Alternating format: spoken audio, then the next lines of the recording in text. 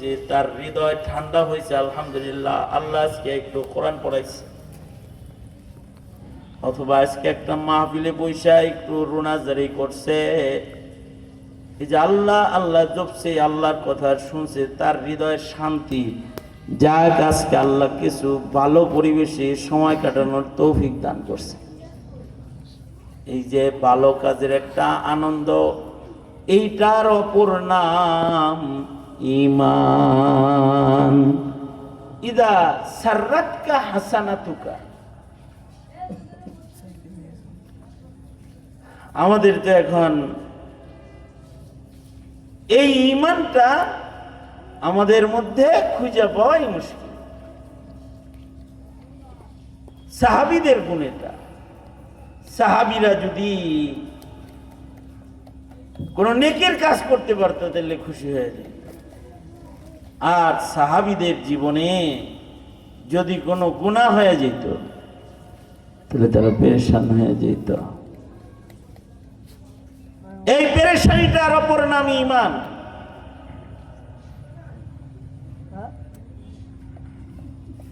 এই জন্যে খুব নিজের দিকে খেয়াল রাখা। নিজের খেয়াল রাখো, তোমার কি ইবাদত ভাল লাগে না গুনাহ ভাল লাগে। মাঝে মাঝে জিজ্ঞেস করা, কিরে তোর কি ইবাদত ভাল লাগে না গুনাহ ভাল লাগে রে? যদি নিজের ভিতর উত্তর দেয় ইবাদত ভাল লাগে না, ভাল লাগে না, তাইলে বুঝবা কামটা হয়ে গেছে, ইমানের ভেতরে নোকসান শুরু হয়ে গেছে। আর যদি ইবাদত ভালো লাগে তাহলে বুঝতে হবে ইমানের উন্নতি হইতেছে। ইবাদতের তৌফিক হইছে, বুঝতে হবে ইমান বাড়তেছে, আল্লাহ ভালোবাসতেছে।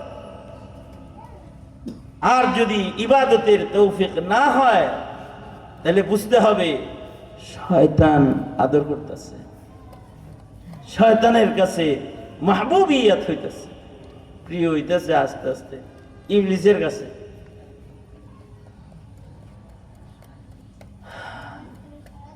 এই কারণে এই জিনিসটা খুব খেয়াল করা। ইনশাআল্লাহ বলেন, জোরে আওয়াজ করে বলেন ইনশাআল্লাহ। ইনশাআল্লাহ ইবাদত যে ভালো লাগবো, লাগার জন্য ইবাদত যেন ভালো লাগে, এই জন্যে তরিকা হইল ইবাদতের পরিবেশে বেশি সময় কাটাইতে হয়। তাহলে ইবাদতের পরিবেশে বেশি সময় কাটাইলে ইবাদতের মজা ভেতরে প্রবেশ করতে থাকে। এই কারণে দাওয়াত ও তাবলীগের একটা স্লোগান আছে, মসজিদের বাইরে সময় কম কাটাবো, মসজিদের ভিতরে বেশি সময় কাটাও। মসজিদ হলো যায় সুজুদ, ইবাদতের জায়গা। থাকলে তো ইবাদত করতে মনে চাইবে, নেককারের সাথে থাকলে তো নেকির কাম করতে মনে চাইবে। আর যদি গুনাহগারের পরিবেশে থাকে, বাজারে যায় বসে থাকে, বাজারে গেলে তার গুনার কাজ করতে মনে চাইবে। আখবাসুন নাস কাহেকার, বাজারে গেলে তার গুনাহ করতে মনে চাইবে। কারণ বাজার নিকৃষ্ট জায়গা, ওখানে খারাপ লোকের বিচরণ বেশি থাকে। আর মসজিদ উৎকৃষ্ট জায়গা, এইখানে ভালো মানুষের বিচরণ বেশি।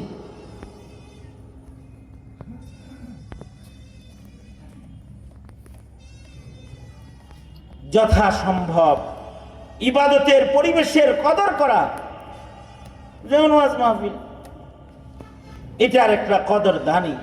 এই যারা করছেন, মেঘ বৃষ্টির দিন তাও এসে বসছেন, এই যে সময় কাটাইলেন, এর দ্বারা নেক কাজের আগ্রহ বাড়তে থাকবে। দিলের ভেতরে আল্লাহর মহাব্বত বাড়তে থাকবে। আল্লাহর মহাব্বত বাড়ার জন্য বিশেষ 3টা আমল, যাতে ইবাদত ভাল লাগবে। বিশেষ 3 আমল করলে, 3 কাজ করলে এক নাম্বার কাজ কাসরাতে জিক্রুল্লাহ, বেশি বেশি আল্লাহর নামের জিকির করতে হবে, তাহলে ইবাদত ভাল লাগবে। গুনাহ এটা অপছন্দের বস্তু হয়ে যাবে, আর ইবাদতটা পছন্দের বস্তুতে পরিণত হবে। তিন কাজের এক কাজ হলো কাসরাতে জিক্রুল্লাহ, বেশি বেশি আল্লাহর স্মরণ, আল্লাহর জিকির করতে হবে। কারণ লিকুল্লি শাইইন সিকালাতুন ওয়া সিকালাতুল কুলুবি যিকরুল্লাহ, সব জিনিস সাফ করার একটা যন্ত্র আছে, মানুষের হৃদয় সাফ করার যন্ত্র হলো যিকরুল্লাহ। এ কারণে যারা বদকার এরা যখন কোনো ওলি বুজুর্গের কাছে যায়, তাদেরকে তখন জিকিরের সবক দেয়, জিকিরের সবক দেয় যে সকাল সন্ধ্যায় জিকির গুলা করবে। কি লেগে দেয় এই সবক? কারণ এইটাই তাকে ইবাদতের মজা ঢুকাবে। জিকির মানুষকে ইবাদতের স্বাদ প্রবেশ করাবে, আল্লাহ পাকের মোহাব্বত বৃদ্ধি করবে। যত বেশি করবে তত মোহাব্বত বাড়বে। এ কারণে আল্লাহ কয় বেশি বেশি জিকির করো। ইয়া আইয়ুহাল্লাযীনা আমানু যকুরুল্লাহা যিকরান কাসীরা ওয়াসাব্বিহুহু বুকরাতাও ওয়া আসীলা। আল্লাহ বলেন ঈমানদারেরা বেশি বেশি আল্লাহ পাকের নাম স্মরণ করো, জিকির করো। বেশি বেশি জিকির করবা, সকাল সন্ধ্যা আল্লাহর নামের জিকির করা। আমাদের বুজুর্গরা বলে নির্ধারিত একটা সংখ্যা সবক যদি জিকির সকাল সন্ধ্যা কেউ আদায় করে, তাহলে জিকির করলে পরে লাভ হইব, জিকির করলে দিল সাফ হইব, ঈমান ভালো হইতে থাকবো। জিকির করলে ইবাদত করতে মনে চাইব, গুনাহ ছাড়তে মনে চাইব। জিকির করলে আল্লাহ পাক বান্দার উপরে খুশি হইব, বান্দার উপরে আল্লাহ পাক সন্তুষ্ট হয়ে যাইব। সবচেয়ে বড় কথা হলো জিকিরকারীর রিজিক বাইরা যায়। যারা বেশি বেশি জিকির করে তাদের উপরে রহমত বর্ষণ হয় আর তাদের রিজিক বাড়ে। শুধু রিজিক বাড়ে না, সেহাত বাড়ে। জিকির করলে শরীর সুস্থ হয়। জাকির যারা হয় জিক্রুল্লাহর দ্বারাই তাদের শারীরিক সুস্থতা, সেহাত আফিয়াত এসে যায়। জিকির করলে পরে মুসিবত দূরে চলে যায়। কঠিন মুসিবতের ভেতরে জিকির, পয়গম্বররা কঠিন মুসিবতের ভেতরে জিকির করে। ডাকে কাকে? ইব্রাহিম আলাইহিস সালাম আগুন থেকে কারে ডাকছে? আল্লাহকে। ইউনূস আলাইহিস সালাম মাছের পেট থেকে কাকে ডেকেছে? আল্লাহকে। সকল প্রকারের মুসিবতের মধ্যে আল্লাহকে ডাকলে মুসিবত দূর হয়। আল্লাহ পাকের মদদ, রহমত, বরকত শামিলে খাল হয়। জিকির করলে পরে সবচেয়ে বড় ফায়দা হলো মৃত্যুর সময় ইমানের সাথে মত নসিব হয়। কারণ যারা জিকিরকারী এদের যখন রূহ কবজা হবে তখন তাদের সব অঙ্গ অচল হইলেও জিহ্বা সচল থাকবে। রূহ ধরে যখন টান দিব চোখ বন্ধ হয়ে যাব, কান অচল হয়ে যাব, হাত পা নীরব হয়ে যাব। কিন্তু জাকের বান্দার জিকিরের কারণে তার জিহ্বা সচল থাকবে। রূহ শেষ হওয়া বের হওয়ার পর্যন্তই তার মুখে আল্লাহর নাম উচ্চারিত হইতে থাকে। সুবহানাল্লাহ। কেউ যদি আল্লাহর নাম উচ্চারণ করতে করতে মরে যায় তাহলে ফাদাখালাল জান্নাহ। মান কানা আখিরু কালামিহি লা ইলাহা ইল্লাল্লাহ, আল্লাহর রাসূল বলেন, যার জীবনের শেষ কথা হইব লা ইলাহা ইল্লাল্লাহ, সে সিধা আল্লাহর জান্নাতের ভিতরে ঢুকে পড়বে। একদিক দিয়ে মরণ হইব, আর একদিক দিয়ে আল্লাহর জান্নাতে তার প্রবেশ হইব। একটা আমল, ইবাদত করতে ভাল লাগবে আর গুনাহ করতে গুনাহের পেরেশানি ঢুকবে, গুনাহ হয়ে গেলে পেরেশান হবে। তার মানে হৃদয়ে মোহাব্বত বাড়বে যে তিন কামে। এক নাম্বার কি বললাম? জিক্রুল্লাহ। এক নাম্বার বললাম কি? জিক্রুল্লাহ। দুই প্রকারের জিকির ধরেন, ছোটখাটো তসবিহগুলো, যেমন প্রতি নামাজের পরে 33 বার সুবহানাল্লাহ, 33 বার আলহামদুলিল্লাহ, 34 বার আল্লাহু আকবার। 1 মিনিটও তো লাগবে না পড়তে, অল্প সময়ে 1.5 মিনিট 2 মিনিটের কাম 1 মিনিটের কাম করে ফেললেই হয়। যদি কেউ করে তাসবিহুল ফুকারা, অনেক সদকা কইরা যা হবে, জিকির কইরা কোটি কোটি টাকার সদকা করতে পারবে না, কিন্তু গরিব মানুষ সে তাসবিহ পড়বে, আল্লাহ তাকে বড় বড় সাদাকা করার চাইতে উত্তম সওয়াব দান করবে। গরিবরা এসে আল্লাহর রাসূলকে বলে, আল্লাহর নবী, হেরা কত বড় বড় সাদকা খয়রাত করে, আমরা ফহিল লোক, কিছু করতেও পারি না, আমরা জান্নাতে তো পিছিয়ে পড়তেছি, হেরা আগায় যাইতেছে। আল্লাহর রাসূল বললেন, 33 বার ফরজ নামাজের পরে 33 বার সুবহানাল্লাহ, 33 বার আলহামদুলিল্লাহ, 34 বার আল্লাহু আকবার পড়ো। ওই সদকা করে যা আগায় তার চেয়ে বেশি আগাইবা। সুবহানাল্লাহ, সুবহানাল্লাহ। আগামীকাল কইেন সুবহানাল্লাহ, জোরে বলেন, জোরে আওয়াজ করে বলেন। আর যদি কেউ ঘুমের আগে পড়ে তাহলে তখন এটা হয়ে যাবে তাসবিহে ফাতিমি। তো তাসবিহে ফাতিমি হিসাবেই সবাই এটারে চিনে। হযরত ফাতেমাতুজ জাহরা উম্মুল মুমিনিন আয়েশা সিদ্দিকার সাথে যায়া বাপের কাছে মাল গনিমত বন্টন হইতেছে, দাস দাসী বন্টন হইতেছে, নিজের হাত আম্মা জানরে দেখায় বলতেছে, দেখছেন ঠোস পড়ে গেছে কাম করতে করতে, একটা দাস দাসী কি আমরা পাই না? আম্মা জান বললেন, ফাতেমার হাতে ঠোস পড়ে গেছে, একটা দাস দাসী হেরে দেওয়া যায় না? আল্লাহর রাসূল কেমন যেন শুই নাও না শোনার একটা ভান করলেন, অন্যদিকে চেয়ে রইলেন, সব বন্টন করে সবাইরে দিয়ে দিলেন। কিন্তু ফাতেমা নবীজির কলিজার টুকরা, তো কাজকাম বন্টন শেষ করে সুজা হযরত ফাতেমার বাড়িতে গেলেন। বাড়িতে যে হযরত ফাতেমা কি বললেন, তুমি তোমার বাবার কাছে দাস দাসী চাইছিলা, বাপ হয়ে অনুত্তম কিছু তোমাকে দিতে পারি, তোমাকে দাস দাসী এগুলোর চাইতে উত্তম জিনিস দিতে আইছি। প্রতিদিন যখন বিছনায় শুইবা ঘুমের আগে 33 বার সুবহানাল্লাহ, 33 বার আলহামদুলিল্লাহ, 34 বার আল্লাহু আকবার, এটা পয়রা ঘুমায় যাবে। সুবহানাল্লাহ।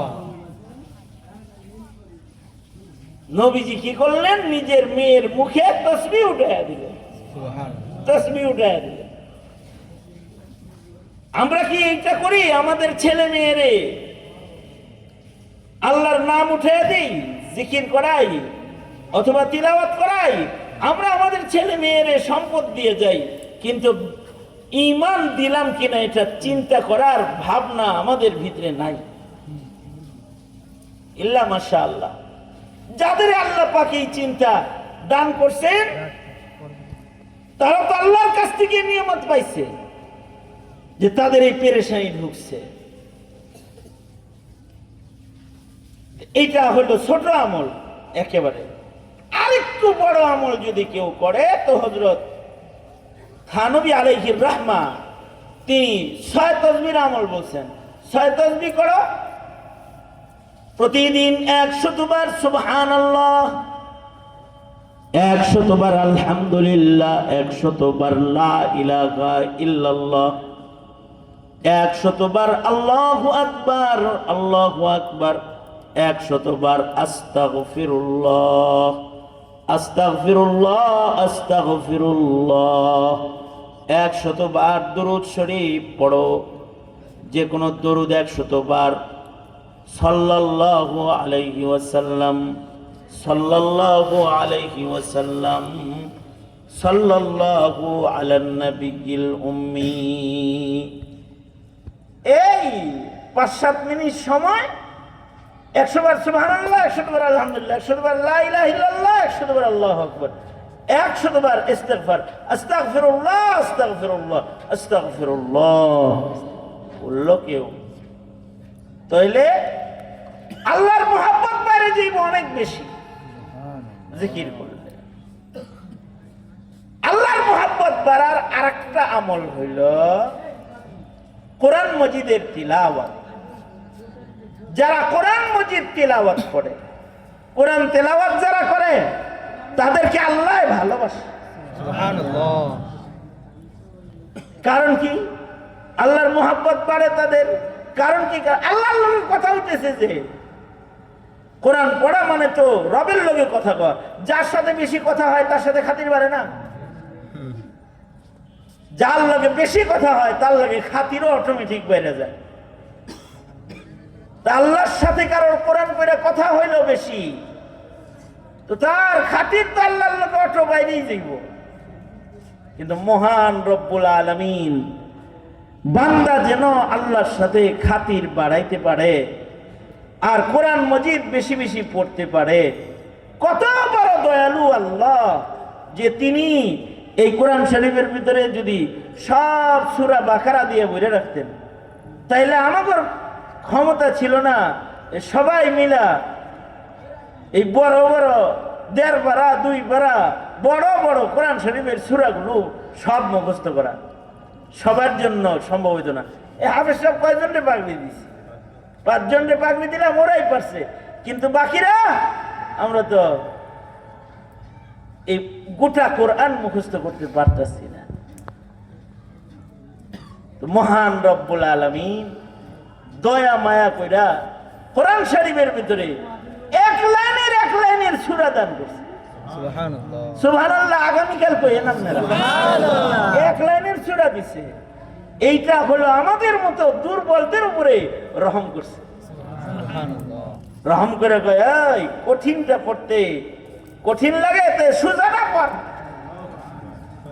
যেটা সুজা দিছি এখান থেকেই পড়। ফাকরাউ মা তায়াসসারা মিনাল কুরআন। কোরআনের যেখানে সহজ লাগে ওখান থেকে তুমি কোরআন পড়ো।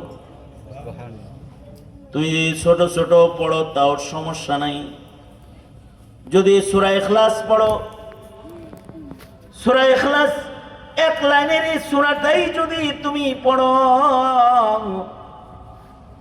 একবার সূরা ইখলাস পড়লে তোমাকে 10 পারা কোরআন পড়ার সওয়াব দান করা হবে। সুবহানাল্লাহ। সূরাতুল ইখলাস কেউ যদি 2 বার পড়ে তাকে 20 পারা, 3 বার পড়লে 30 পারা 1 খতম, 6 বার পড়লে 2 খতম, 9 বার পড়লে 3 খতম কোরআনের তিলাওয়াতের সওয়াব। আর যদি 10 মর্তবা এক বসায় কেউ 10 বার যদি সূরা ইখলাস পড়ে, রব্বুল আলামিন আল্লাহ তাবারাকা ওয়া তাআলা পড়নেওয়ালাকে জান্নাতের মধ্যে তাকে একটা প্রাসাদ বাড়ি আল্লাহ তাআলা দান করবে। এটা বাড়ি করতে কতদিন টাইম লাগে? সারা জিন্দেগি একেবারে ফাতা ফাতা, সারা জিন্দেগি তেজপাতা, তারপরেও একতলা বাড়ি নেই। রড বাইরে কি হলো না, কুলাইলো না।